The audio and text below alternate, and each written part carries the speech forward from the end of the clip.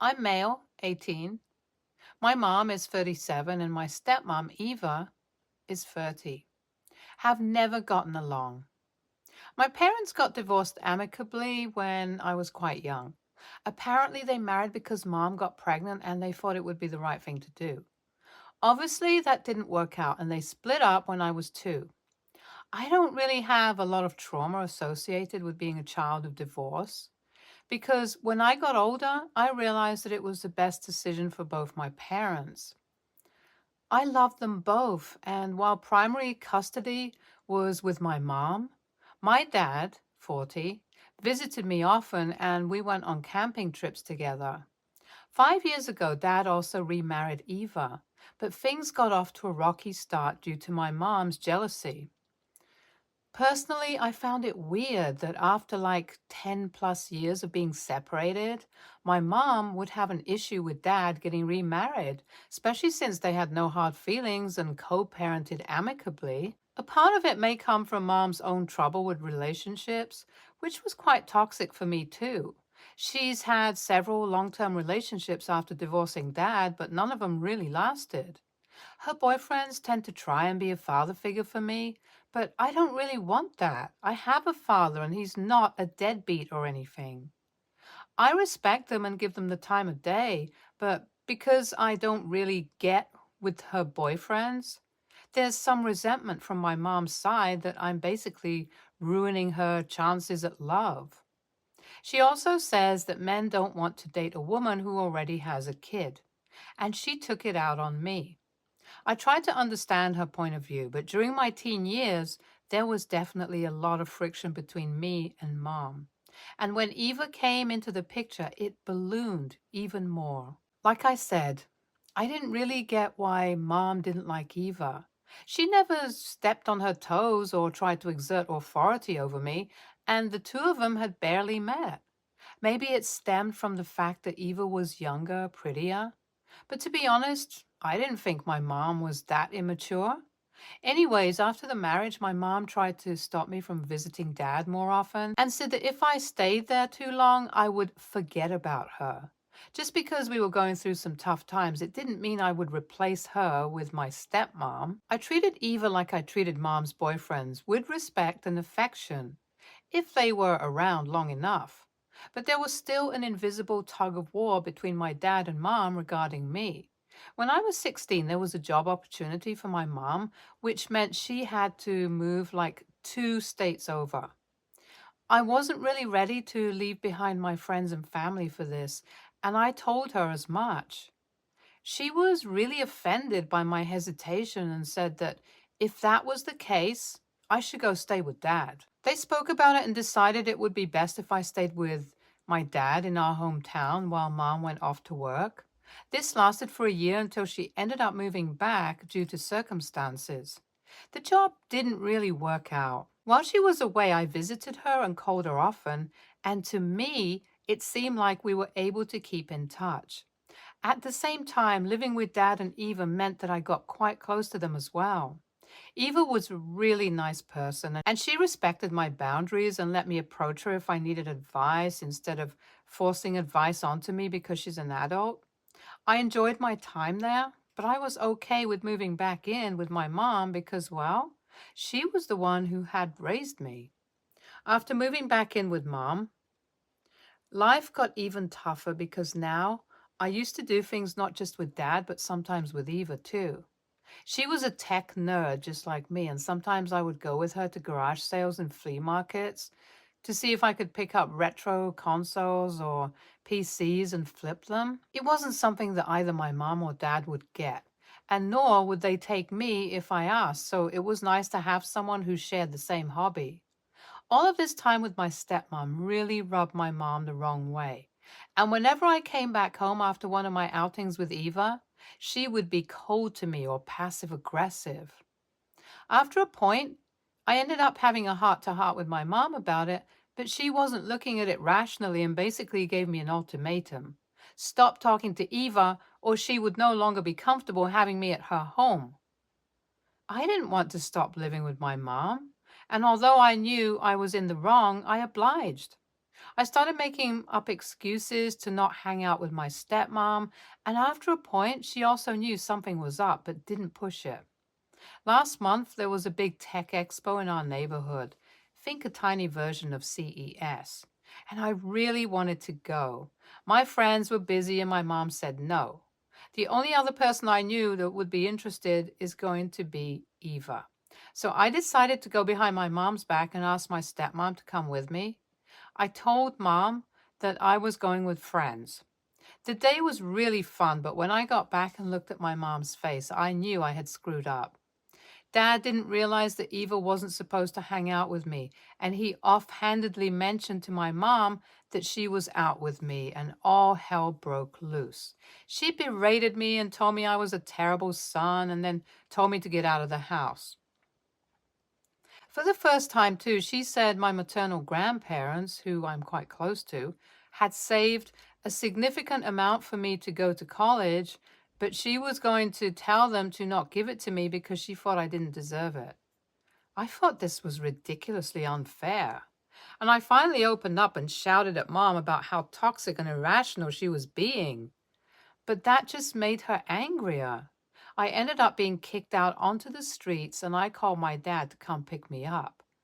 He did so without question, and I told him I'll explain everything to him tomorrow. I'm just too frustrated to get into it with my family right now. AITA for going behind my mom's back about this? Update 1. I spoke to Dad and Eva the next morning, and they were both really shocked and angry at Mom. Dad called her and they had a conversation, but it didn't go well. He looked at me while he was on call with her and mouthed, "I'm so sorry," to me. So clearly she wasn't in a forgiving mood. After that, I expressed my concerns about the college fund that I'm potentially missing out on, and my dad said that no matter what, he would be there to help me, so I don't need to be worried about that. They then took me out for the day, and I felt much better compared to last night. When we got home, I also decided to call my grandparents and talk to them, but they weren't picking up my calls. I guess my mom already spoke to them and they've made up their minds. Dad is going to file for a change in primary custody, even though I'll be an adult soon. Spending any more time at my mom's place is going to be too taxing for me to focus on my SATs or just on keeping myself happy. Update 2. I finally got through to my grandma about persisting with calls. She was really cold and hostile as soon as she picked up the phone, but I asked her to hear me out. When I told her my side of things, she really softened up. My dad has also stayed in touch with them, and when he spoke to them, he expressed his concerns about how I had been treated at home and how my mom had been using his wife as a tool to keep me dependent on her.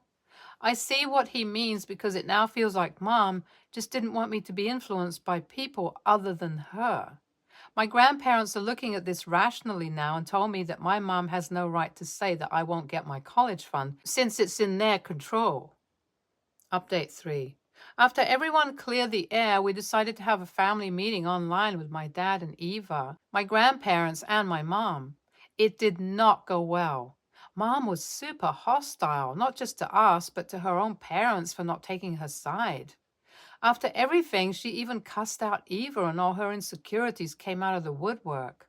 I still wanted to make things right, and I even apologized for going behind her back to that expo with Eva, but she wasn't having any of it. She herself said that she wanted to go NC with me and waive parental rights. I was really hurt by this, and my grandparents were super disappointed in Mom. They said that if she doesn't relent, they would cut her off too, but she was too emotional to care. After the call ended, I just went into my room and sat there. I have a lot of stuff to process, so I'll update this post later. Update 4. Everything is over now, and probably in a good way. My grandparents came from out of state to visit me and speak to me, and I found out that they'd cut Mom from their will.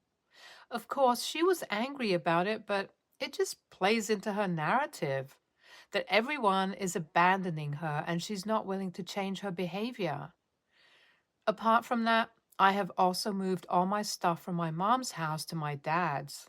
Well, I didn't go to pick everything up. My dad did. I don't want to see my mom right now. The love and care I'm getting from my grandparents, my dad and my stepmom, Makes me feel like I can get through this. NTA, and I'm really sorry you went through all of that. You're still a confused kid, and your mom has not been keeping her emotions in check. She let her insecurities ruin her relationships.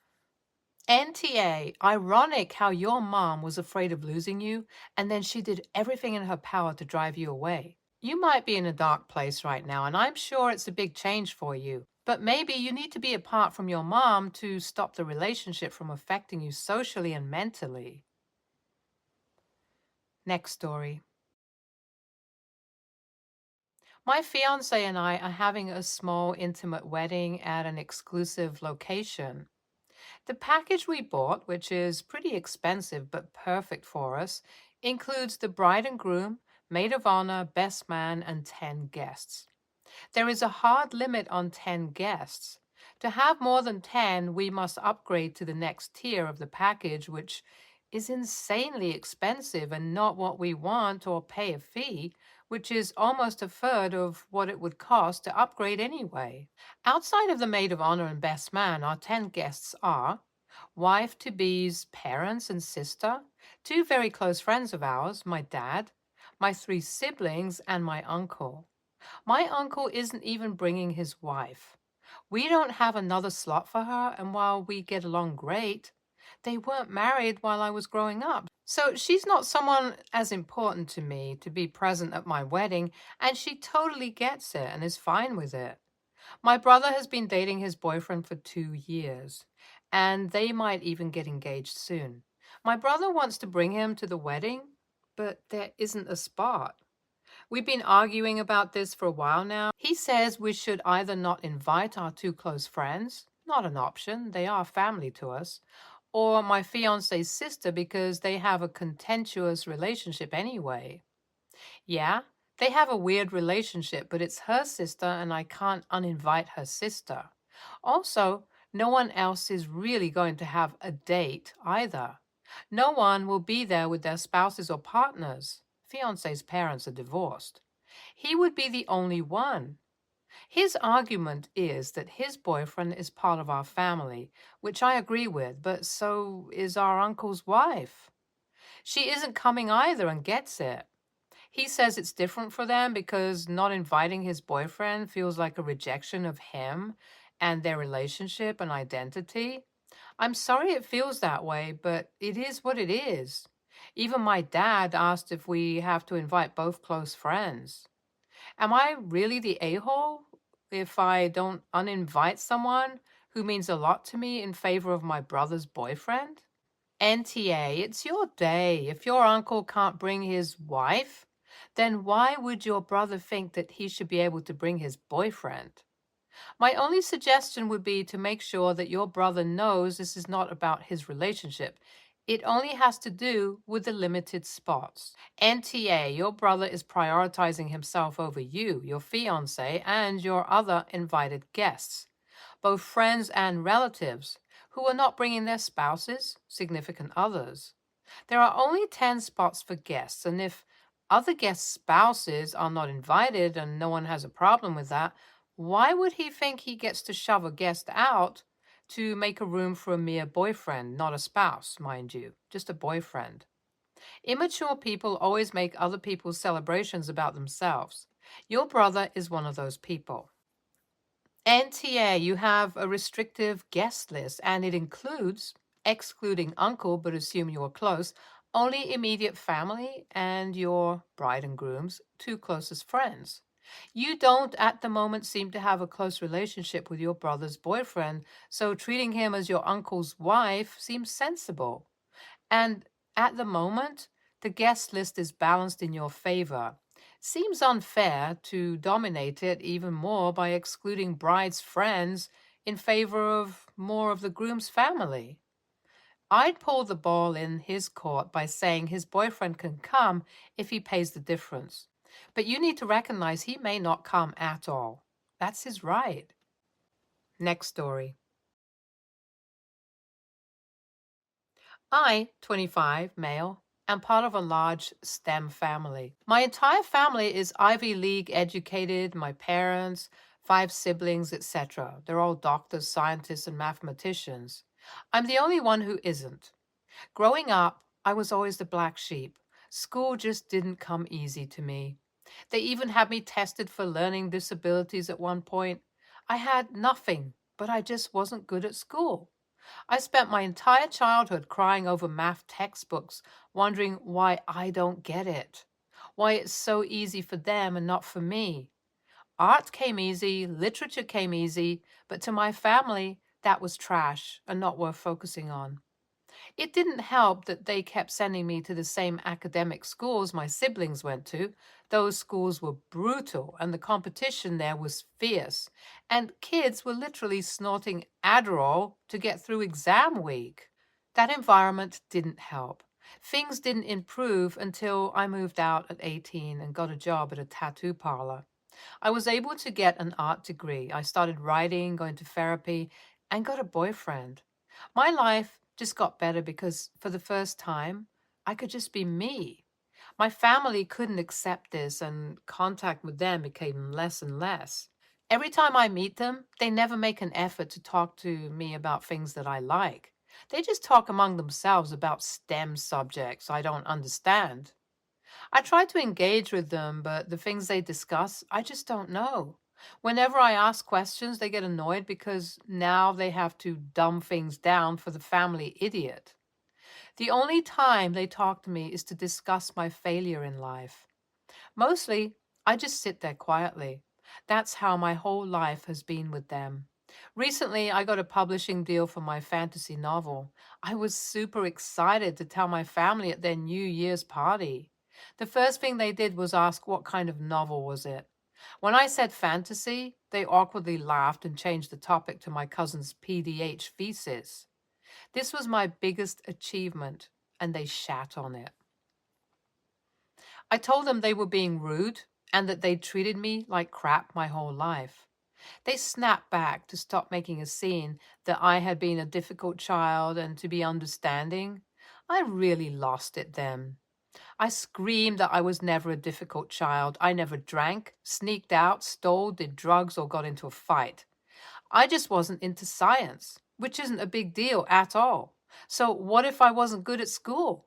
Any other family would have been glad to have. I left after that. Since then, they've been trying to contact me. To be fair, they do seem very apologetic, but I've been ignoring them.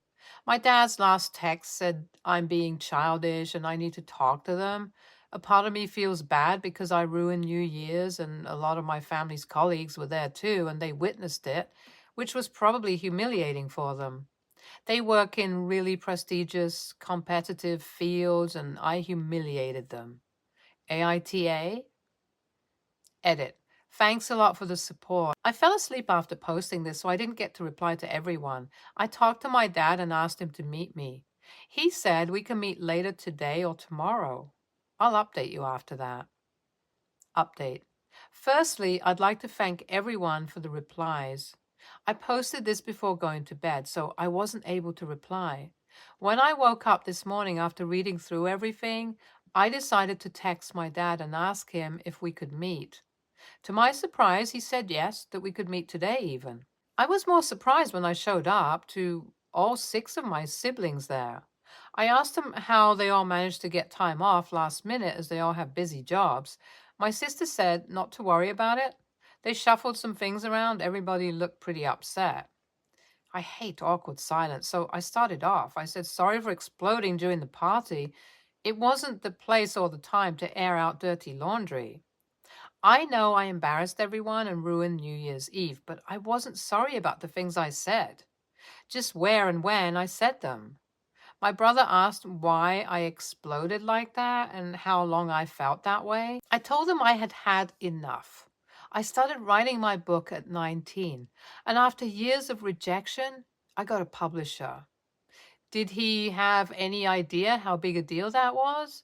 Did he think everybody got published and they just laughed at me and moved on? Like I was an embarrassment. They said sorry and that they didn't mean it. I didn't know what to say, so there was a more awkward silence after that. I just drank my Coke till Dad spoke. He said that he didn't mean to make me feel bad, just that he didn't read fantasy books. I snapped and said, "So what? I don't like string theory, but I still ask him about it. I don't like the Eilenberg-Genet conjecture, but I still listen when he talks about it. I ask questions and I care. What would it cost him to ask about my novel? I'm so sick and tired of being treated like the village idiot all the time." Mom said they don't treat me like that. I told her they do. They've treated me like the problem child my whole life. She said it wasn't easy raising me. I started yelling at this point. I'm not proud of it. I'm not usually a person who yells, but I just couldn't take it. I asked her, what did I do that was so bad? Did I drink, do drugs, steal, cheat, sneak out, lie, fight, or even fail a test? What did I do that was so bad other than being a below average student? Everyone got quiet after that. I could see my mom knew she was exposed, that there was nothing she could say to defend herself. Then my sister stepped in. She said it wasn't easy with my mental health issues. She's referring to the fact that I self-harmed pretty regularly from 6th grade to 12th. I told her she had the frickin' nerve. Remember how in my post I mentioned kids snorting Adderall during exam week? She was one of them. They're the reason I self-harmed, because they made me feel like shit just because I wasn't good at math. Either way, I wasn't a problem child because I self-harmed. I was a child who needed help and love, neither of which they gave me. And if we wanted to talk about problem kids, then we should talk about her drug addiction, because I wasn't the kid that had to go to rehab. She started crying and I didn't even care. Dad told me to calm down, but I didn't want to. I told him I was done. From this day onwards, they were dead to me and I to them. They said I couldn't do that they were my family. I said I already had a family, one that loved me for who I am. Dad said that we could try family therapy and that we could work on things. I asked him why. What did I gain from this? He's nothing more than a sperm donor and the reason for my trauma. Even if we go to therapy, it won't make what happened to me go away. I already had a loving and caring family. I didn't need them. Dad started crying at this point. I told them all not to contact me anymore, not for funerals and not for weddings. My eldest brother asked if I might change my mind one day. I told him probably not. I already have a complete life filled with people who love me. With that, I got up. Dad asked me for a hug, so I gave him one. Then everybody else wanted a hug too, so I did, and I left. I'm done. I know I should feel bad, but I don't. I just don't see anything for me to gain. Every time I'm with them, I remember being that kid looking around the table, seeing everybody talking and feeling like an outsider because I don't know enough to join in. I remember all the nights of them trying to tutor me and ending up screaming at me, "Why don't you get it?" I remember the disappointment of every report card. And then I think about my real family and the love they give me. I don't need them. I needed them before, but not now. Thank you to everyone who wants to read my book.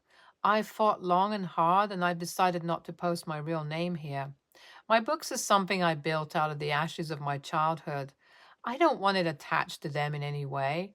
I know logically it might not make sense, but it's how I feel. This book is my future, and I don't want it attached to my past. I've also seen some comments questioning my post because my family is in STEM. It means they must be the D&D, LOR kind of nerds. Well, not all STEM folks are like that. The closest I could describe them would be elitist, snobby kind of nerds. They view fantasy as a lesser form of art. For them, the classics are much more distinguished, and poetry, that's the closest I can describe them. Think Leonard's mom from The Big Bang Theory. Childish is shitty parent code for "you're not bowing to my will because I forever see myself as an authority, and now the truth of my behavior is making me look bad, and so I am going to claim you're being immature because it makes me feel better." Frick them. NTA. If the truth casts your behavior in a bad light, then the problem is with your behavior, not the truth. NTA, probably not the ideal scene to discuss it, but I can imagine you were frustrated and it all came to a head. This happens when people hold things in for a long time and it's understandable. When you're ready, I talk to them, apologize for yelling at them at the party, and explain your side. Explain that just because you're different to your siblings doesn't mean you're difficult. It just means you're different.